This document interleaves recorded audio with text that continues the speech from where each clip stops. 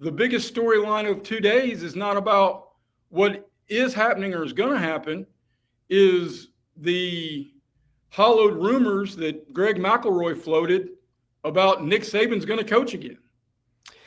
Yeah.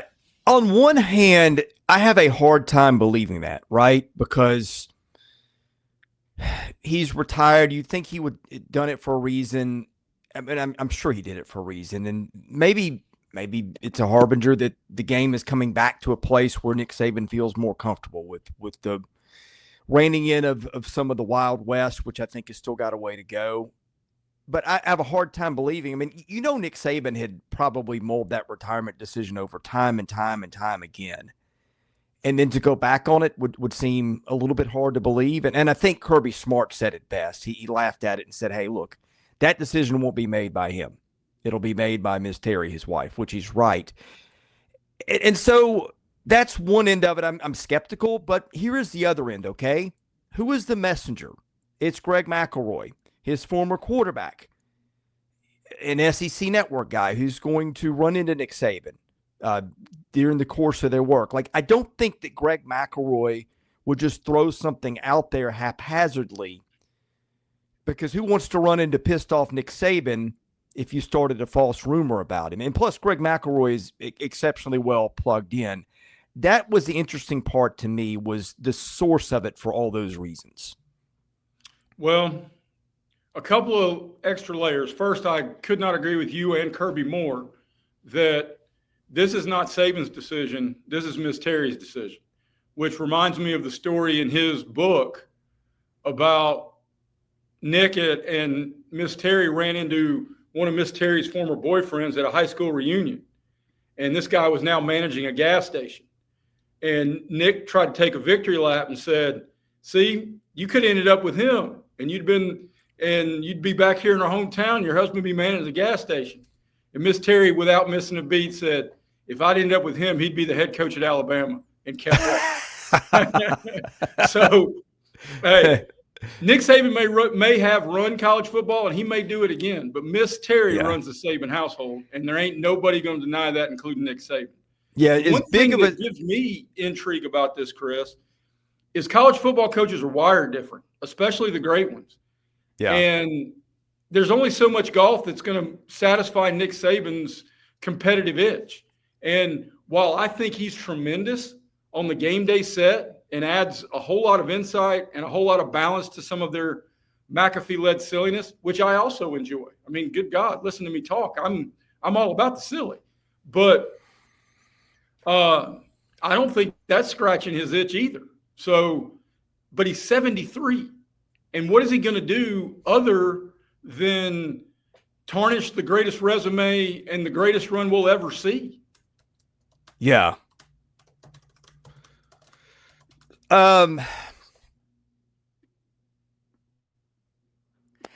guess my thought is, like, when he retired, he had to have thought through, I'm going to miss it at some point, right?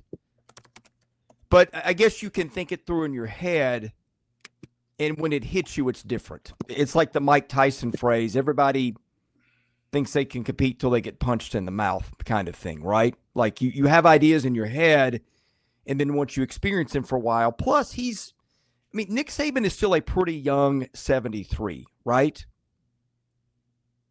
Well, and one of his best friends in the business, who in a million years would have bought this time a year ago that Bill Belichick was going to be in Chapel Hill? Right.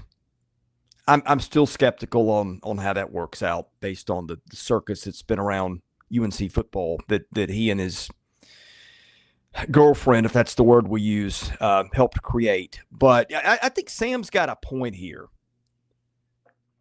I had not thought about the NFL because I'm thinking, like, automatically I thought, okay, where would that be?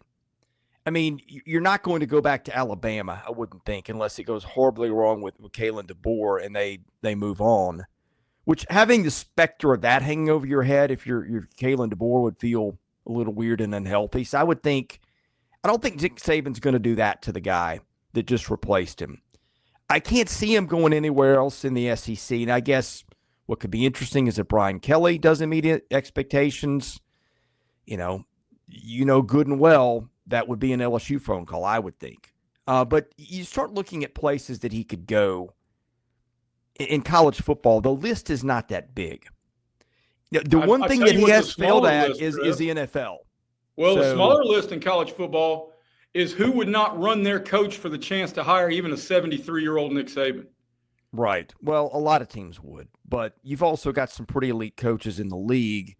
And for all that being said, he's still 73. If you've got an elite coach, like I'll just throw this out there. Would Tennessee run off Josh Heupel for Nick Saban? And I picked that for a reason, and I'll tell you why once you answer it.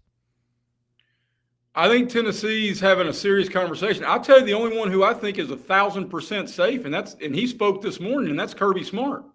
Right. If Nick Saban sent his resume to Danny White or any of the other ADs across the SEC, you have to kick the tires. I mean, because you're spending $50 million to bring in a national championship, and your donors will pay the freight. Yeah. I guess what I'm thinking is this. He's still 73.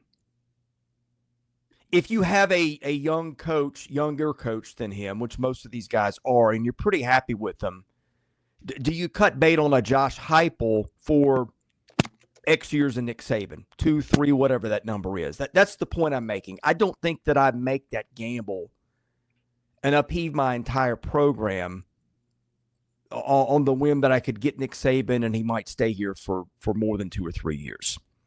Now, if you don't like who you've got, that's another discussion, but I think you see my point. I do.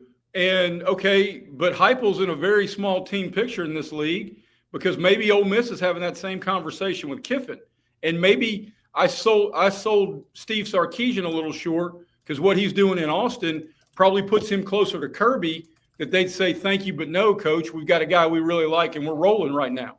But everybody else in the other 12 teams in this league, they're sending the private jet to bring Saban up for an interview.